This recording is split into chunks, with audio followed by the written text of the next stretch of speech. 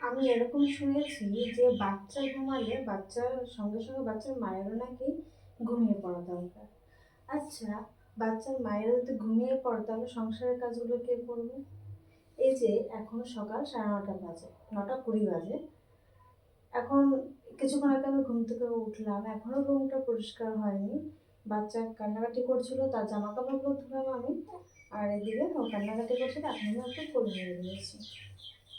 তাহলে বাচ্চার মাটা ঘুমাবে কখন? দেখো, বাচ্চাদের তো ঘুমের কোনো গ্যারান্টি নেই, এক নাগারে বেশিক্ষণ ঘুমোয় না।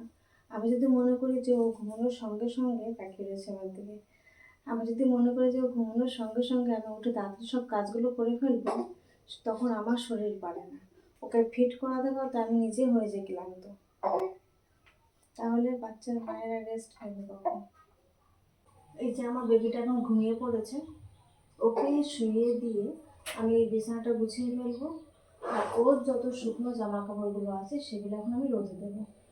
একটু আগে ভেজে জামা কাপড়গুলো সব ধুয়ে দিয়েছিলাম, ধুয়ে মেলে দিয়েছি, কিছুটা মেলা বাকি আছে, আর এখন আমি শুকনো জামা কাপড়গুলো রোদে দেবো।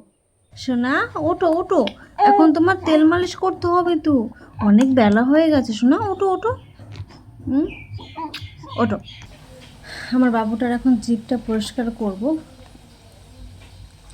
জিভটা পরিষ্কার করার সময় ও একটু কান্নাকাটি করে না, ও সুন্দরভাবে জিভটা দিয়ে দেয় আর আমি ক্লিন করে নিতে পারি সুন্দর করে। প্রতিদিন একবার করে করি। কী হয়েছে বাবু, আমার সোনা বাবুটা? আবার দেখি, একবার দেখি। ক্লিন হয়ে গেছে। পুচকু করে না, সুন্দরভাবে ও জিভটা বের করে দাও, আমি পরিষ্কার করে নিতে পারি।